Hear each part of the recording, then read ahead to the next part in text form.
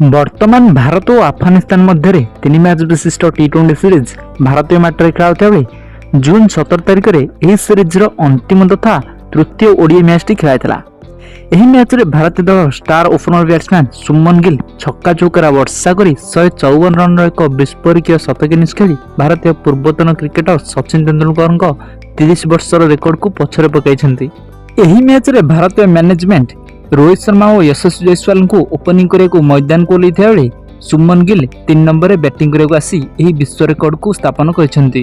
ସୁମନ ଗିଲ୍ ଏହି ମ୍ୟାଚ୍ରେ 22ଟି ଚୌକା ଏବଂ 2ଟି ବିଶାଳ ଛକା ମାରି 110ଟି ବଲ୍ରେ 154 ରନ୍ କରି ଭାରତର ପ୍ରଥମ ଖେଳାଳି ଭାବେ ମାତ୍ର 61ଟି ମ୍ୟାଚ୍ ଖେଳି 3000ରୁ ଅଧିକ ଓଡ଼ିଆ ରନ୍ କରି ସଚିନ ତେନ୍ଦୁଲକରଙ୍କ ରେକର୍ଡକୁ ସୁମନ ଗିଲ୍ ପଛରେ ପକାଇଛନ୍ତି।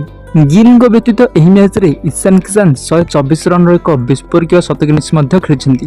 ସେ ଏହି ମ୍ୟାଚ୍ରେ ମଇଦାନର ଚତୁଃପାର୍ଶ୍ୱରେ ଛକା ଚୌକାର ବର୍ଷା କରି ଅନେକ ବିଶ୍ୱ ରେକର୍ଡ ମଧ୍ୟ ସ୍ଥାପନ କରିଛନ୍ତି।